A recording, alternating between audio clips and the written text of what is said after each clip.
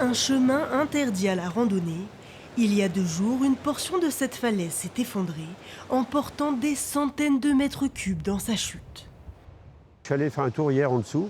Ça vient jusqu'ici, hein. Sous le fourré, c'est pas très stable. Et puis donc tout le reste est parti.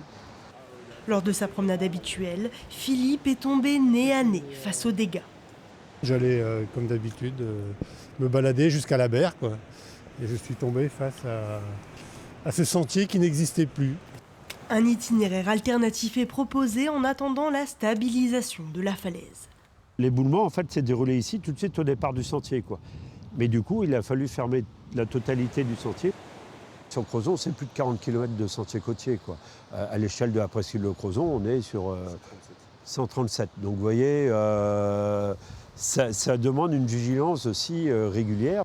Un éboulement, loin d'être isolé, à Telgruc-sur-Mer, le sentier côtier est aussi interdit. À cause des fortes pluies, les fissures se gorgent d'eau et finissent par céder. Plus de 3 km du GR34 sont condamnés. À Crozon, l'érosion du trait de côte s'accélère. Pour éviter le basculement de l'arbre et que ça embarque toute l'assise et que là on n'ait plus de solution.